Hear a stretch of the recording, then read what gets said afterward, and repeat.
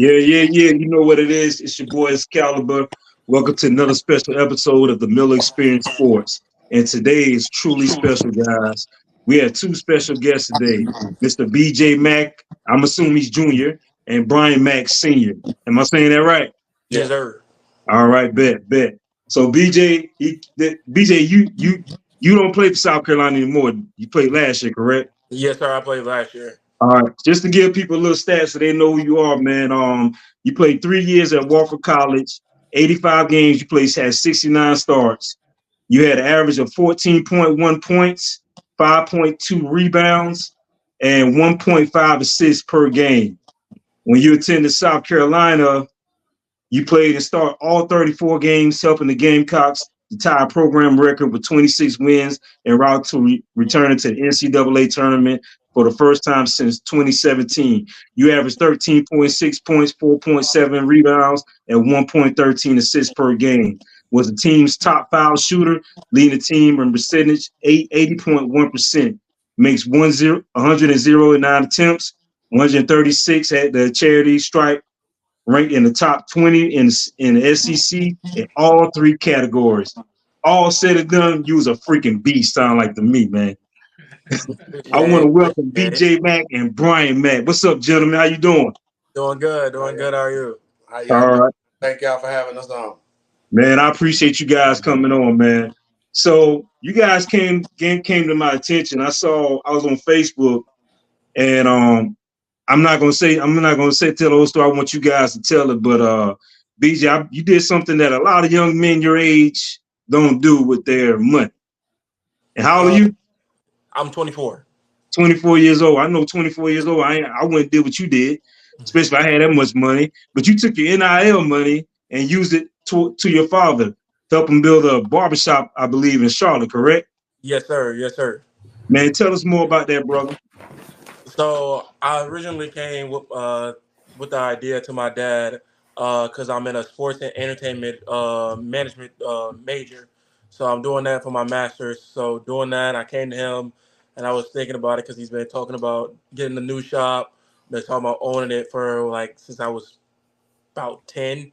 He's always talked about it since that was like the last time he had owned one. So he's just always been talking about it like, hey, I've been thinking about a deal about owning the shop. So, and I came to him about it. At first, he was reluctant about it and was like, I don't know if I should take your money about it, just like any parent would, But then the more I told him, I was like, hey, this can help me for in the future of learning businesses, learning how to start up different businesses for me. And then also that's something I can do. I can always come back home and just I know I have a place at. So just always doing that. So I'll let him take the rest of it. Well, yeah, that's how it went down. I mean, he came to me and said that he wanted to start his first business, and I asked him what it was, and like you said, he wanted me to do the barbershop. At first, I was like, no parent wants their child to spend money that they've earned on them. Word. So as a family, we sat down, me, him, and my wife, and he had spoken with her about it more in depth. So, we sat down and he explained, like, Dad, I really want to learn the things about starting a business from the ground up. And what better way to do it than with you? So that's what we said. Okay, BJ, if you're going to do this, let's do it right. I'm going to teach you the ins and outs of starting it. A barbershop's not a very big expense. It's about the creativity that you use inside to do it. So we can get you vital information without spending exorbitant amounts of money. Is what I'm trying to say. Get you your information on how to build credit, you know, business credit, not just your personal credit. It's totally different. Doing things where you can take your brand no matter when you stop playing, because one day that ball's going to stop. So you've got a brand that you can build on. And now whether it's comeback, you've got years of where community support is there behind you. You've got business credit. Now, if you want to go out and do whatever it is you decide in your life, you've got a leg up. So that was my thinking on it. So that's what we sat down and did. That's amazing, man. I mean, I must commend you on that. That sounds more magnanimous than, if anything. Like Ernest said, most kids, they're burning that money. They think all of that money is disposable income. if you will. They don't think about, the future. Like you said, that basketball is going to stop one day. And it's important that you are able to, have a life after that. And, your father is telling you right. That business, credit, as well as your personal credit, take you a long way. Most, I was looking at an article where Shaq was talking about how he went to buy his mother's house. And people ask him, okay, let me see your credit. They had to put your credit. He's like, wait, what? Wow. That's a huge part of your growth. And to understand that at the age, and earlier, it's important because a lot of times, let's be real, a lot of families, they don't think about that. Our parents, they never talk about that because they think that credit is a bad thing. Well, that was the main thing with it with BJ. It's one of the things when we sat down with, I told him, I said, man, you could have millions of dollars, but if your credit's terrible, you're still giving up more money than what you have to give up because you're going to go get it at a higher interest rate. So let's play the game smart. That's what people in our community think about. We think, oh, because I got cash on hand. To me, that's just an easier way for them to steal money from you when you don't necessarily have to give me that money. Yep. You're saving thousands of dollars in interest, compared to it. So, that was one of the things we put into it. And I credit all of that part of it to my wife. She was a business management major in college. So she's been on BJ about making sure, he's not one of those statistics, that he's going to manage his money right and he's going to do things about it. Because we all know, certain kids and certain demographics, we don't get a lot of opportunities. You got to be able to capitalize on the ones you get and put yourselves in position the way you don't have to work as hard. 100%.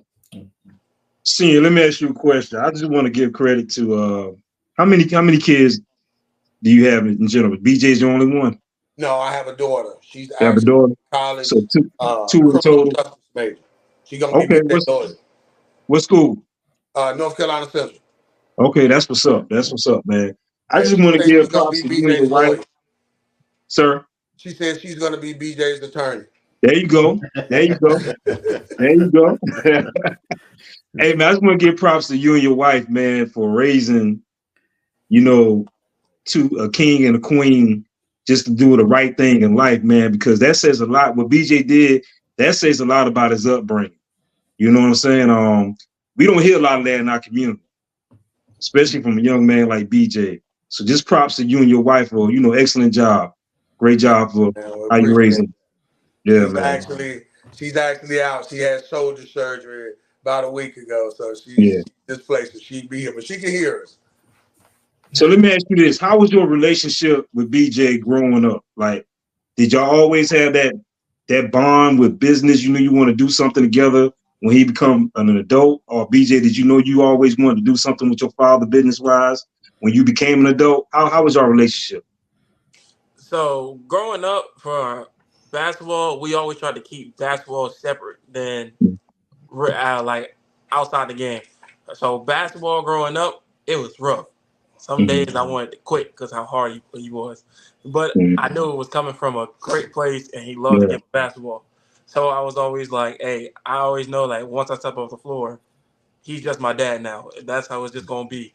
Nothing's going to carry off the court. We're just going to let it be on the court. And like at times it was hard.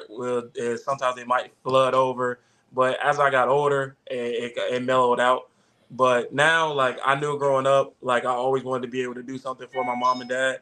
They sacrificed a lot for me and my sister. So I always knew at least I was going to be able to, if I made a lot of money or no money, I was going to figure out a way to show them that, hey, like I appreciate everything that y'all done for me. So right now, I kind of got my dad out the way a little bit. So, man, I got to working on getting my mom so that right now. What you plan to do for moms? What's your plan for moms? So I got to keep that on low since you're listening right now. Okay, my bad.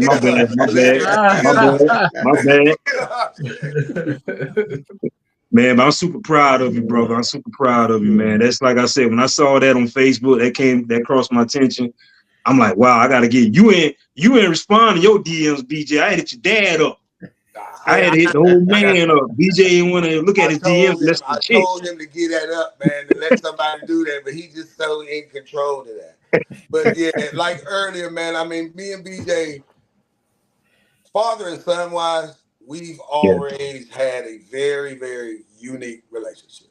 yeah, One that I would tell everybody, please don't try to mimic yeah, it. Please don't. Because my house works in it's people would call it chaotic madness. Now, yeah. yeah, I know what's going on, but everybody on the outside may not be able to understand it. You see what I'm saying? But somehow, through the grace of God, we made it here. And like I said in previous articles, you know, I had to. There was a time when, oh yeah, like seventh seventh grade. grade, Yeah, where seventh I thought grade. I broke him.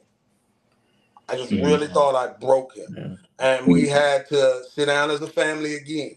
And I Mhm. had to sit back and say, is my love for the game of basketball more than my love for my son? Well, you know, Mhm. that was a quick decision. So now Mhm. let's pivot. And the big thing about that and my family is we had to come to a understanding for us.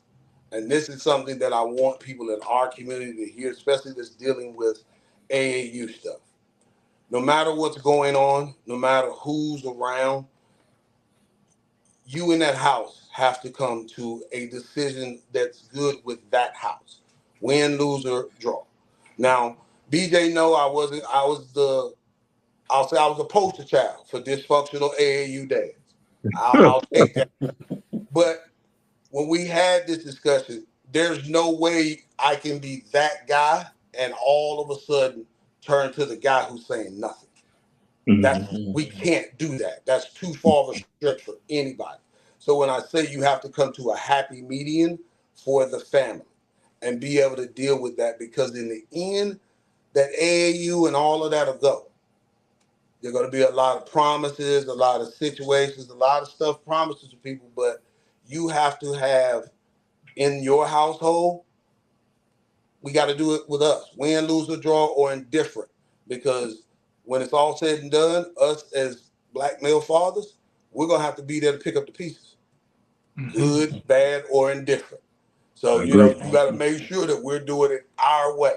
So that way, if they make it, they make it. If they don't, they don't. We could always walk out of it saying, hey, it wasn't in the cards, bro, but we did it the way we felt it was. We didn't have anybody else come in and tell us this, that, and the other. Now, when it didn't work, that person is off in the wind, gone, and we got to figure it out. Yeah, the blueprint, if you Yeah. will. Now, when I hear you talking about this, and you hear so many kids who get burnout, especially when they're doing travel basketball, AAU, high middle school, high school. A lot of burnout happens. How many times did you felt like you burnt out? Dad, I need a break. And how y'all put the pieces together? Like you said, the family has to, the household has to be together. So how many times was it? Because I know kids that I've trained, they had those breakdowns. I don't want to do this anymore. And then like 2 or 3 weeks later, they felt like, oh, I'm rejuvenated. I'm ready to go. You need How that many rest. times in Yeah. your career so far that you felt like you've been burnt out? I've only felt like I was burnt out when like I really got to college. That was really it. Like after like my when I turned my sophomore going into my junior year, when COVID was happening, I had lost 5 family members in a week. So that's when I really was like, I don't know if I can do basketball right now. And I was like, I had a lot going on with basketball, making sure I was like, that's one of the reasons why I came home was making sure that I want to be able to see when my parents can see me, my grandparents can see me. Because right now in the pandemic, you never knew what was going to happen tomorrow. So that's Right. one of the reasons why I went to Wofford. So once had figured that out, I had talked to the coaches. Like I had took a week away and was just focusing on my family and making sure everybody was good. And then that's when I came back and everybody was like, "You look a lot better, you sound a lot better, and everything." So that's really the only time that I felt burnt out because I love the game of basketball, and that's always going to be a place for me. It'd be a happy place for me. I'm never too up, never too down about pretty much anything in life because I know like I gotta control. My dad always tells me like control what you can control. So I know Absolutely. in life things I'm not gonna be able to control. So if I can't control it, I can't be too mad about it, too down about it, or too happy. I just got to be able to get through it. And like That's for right. me, as a dad and a coach and an administrator in AAU, something I used to tell my kids and my parents: there are 3 games going on here. There's not just one game. Kids, you are playing the actual game on the court. That is all I need you worried about. Parents, you're playing the politic game outside of my lines. You can politic all the way up to the black line. On the other side of that black line, it don't mean. You see what I'm saying? Now, administration people, we got to get them where they want to be. And that will separate who's going to be who. And there's, like I say, it's got to be a clear understanding all the way down. Because we get, and I know a lot of the reasons why kids get too burnt out, because they're involved in everything. I'm involved in making sure I get to the right tournaments. I'm involved in making sure I'm jockeying for position on this team just like this dude. And I still got to go play. They're 15, 16 years old. Then you're talking about life and hormones and all of this kicking in.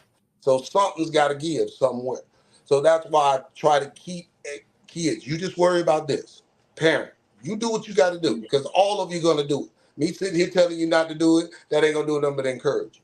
But in the whole structure of it, we got to make sure that those that want to give this, that are dedicated to it, are getting what they need out of it. Because that's where they're going to burn out, when they're doing their part.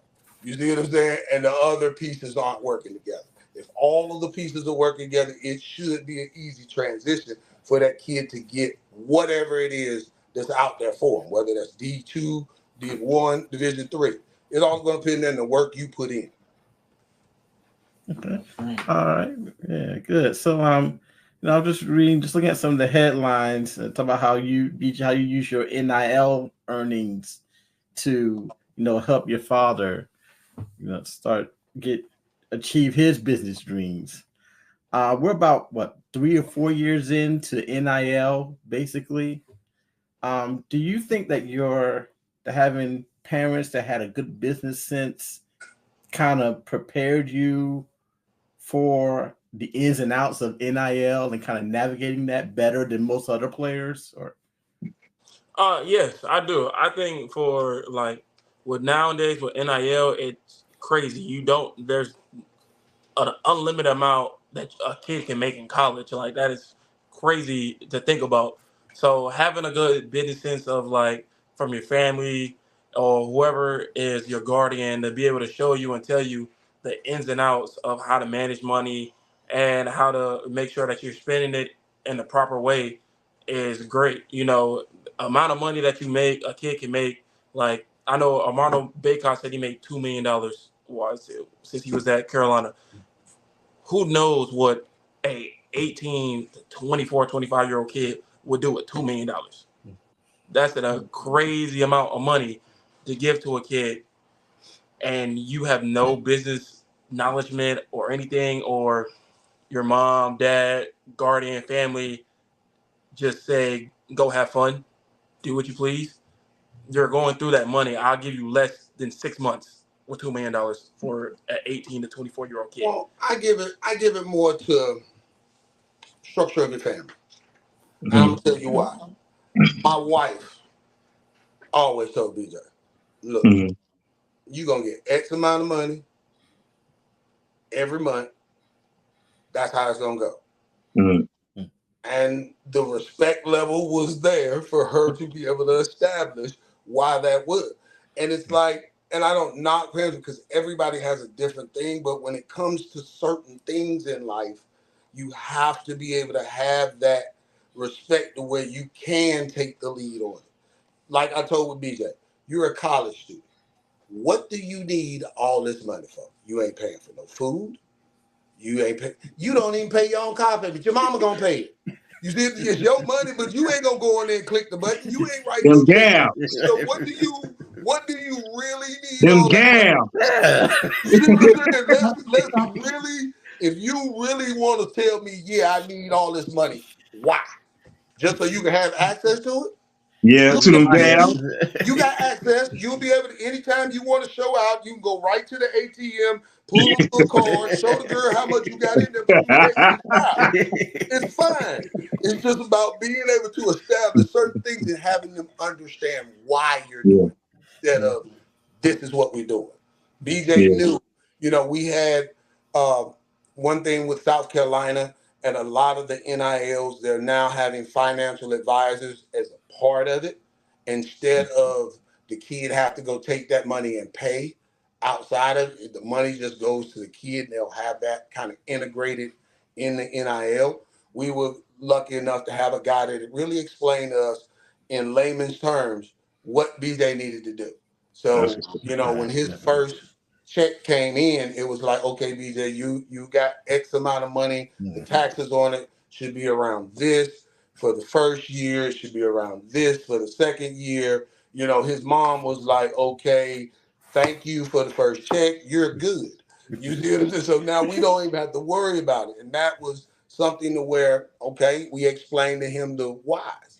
And, when you do that as a family, then everybody is involved in it. And it's not like, oh, my parents just won't let me get your money. Kid, if you got a good enough reason, like there were a lot of times where BJ might have went over his limit, but he called his mom and explained to her, Mom, I want to do this. Mom, I want to do that. And she's like, okay, cool, go ahead.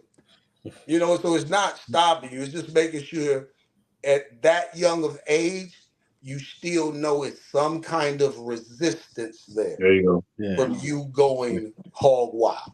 Yeah. Let's just stop for a minute and think. Mama ain't gonna always say yes. She ain't gonna always say yeah to nothing you do. So you just gotta. It's Yeah. been like that throughout. You gotta pick and choose which ones you want to win on in the long term. Yeah. There you go. 18 years old, you're like, what are taxes? Yeah. Who's I this got to dude do them fighting? every year. Who is this dude fighting? And why he keep taking so much of my money? Hey, now I heard you say, like, as far as University of South Carolina, because I can ask. I'm sure you can relate. Did they put classes together for you guys, like say a economics and personal finance or anything like that to, for the team, um, to tell y'all how to manage money outside of your parents? Did they do this for the team? So for like they brought in like different financial advisors to talk about different things. Like they did a whole seminar, like a 3-day seminar, bringing in different people from different sides of financial management.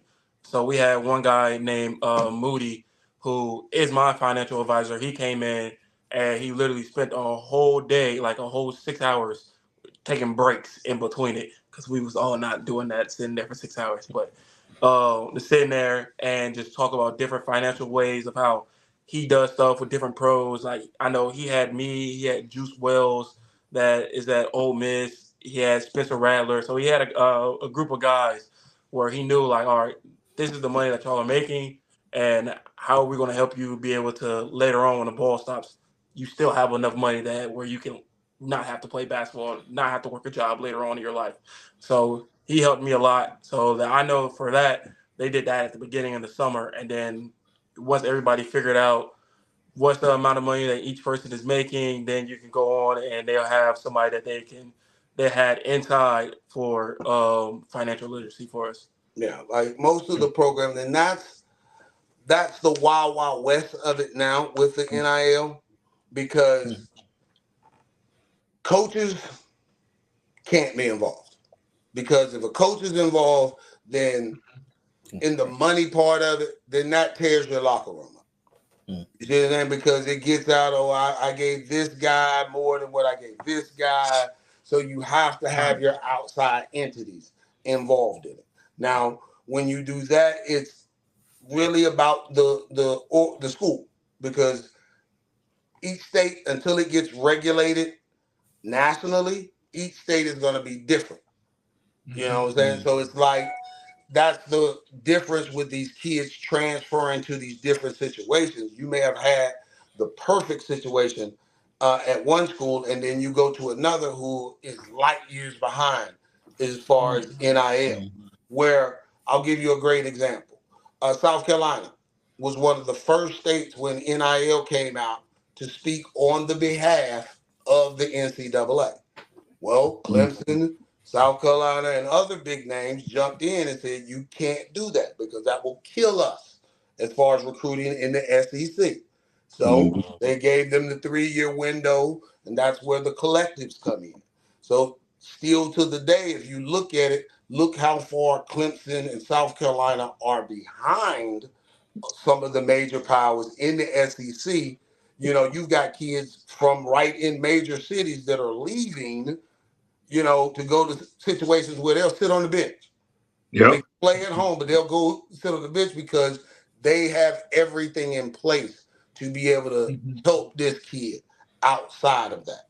So I think that's where, on the national level, a lot of it needs to be regulated to try to keep some kind of fluidity throughout it with state to state. Because, I mean, we can use the example of Arkansas this year. They gave, the kid $2 million? So you're talking about a kid that transferred from Tennessee where he was probably making less than $1 million. Now I'm going to double you up. That's life changing. That's generational changing. You know what I'm saying? Yeah. And if there's no kinds of parameters around that, it's going to turn into what it is now. Who's got the biggest bank? That's a big right. You know, a bidding war. And that's where I think all of the crookedness comes in to it. Because you'll have, to me, it's no different than what the NCAA is. Now is a major time for the middleman, the guy who really doesn't care about any man. He's just trying to get a percentage. You know what I'm saying? Whoever he can sell this kid off to the best deal. Right. It's not about the best fit for the kid, basketball-wise, cultural-wise, all of the things that we know that really make a difference once you get there. You know, and that's why you see so much transition there, and kids just it's bad for basketball, but it's good for the kids. And I understand, you know, where a coach is like, man, you know, basically I'm renting these kids. But in a lot of situations now, as a coach and a parent, I tell you, you can no longer lie to these kids. Yeah. You can no longer lay behind that lie and hold a kid because, you know, you knew him since then and all of this and keep him down because he can be non-productive for you, but somehow, some way, somebody else can get into him and make him a star. You know, so it's like, you know, the old guard of it where you can come in and tell these parents anything about these kids. Now it's like, well, even the most uneducated sport parent could come in and say, well, my son was in this conference.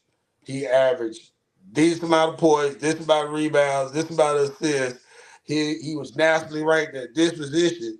Well, this guy went to a school in your same conference and they gave him this. So comparing apples to apples. Like you said, it's slotted out now. So, you know, coaches are like, and I can't really pull that game anymore. I got to really come in and be honest. And I think that's where the kids are winning right now, which has got a lot of people confused on how much, because like I said, you got a lot of control. I can't hold that kid on my bench for 2 years. And he's killing my senior in practice every day.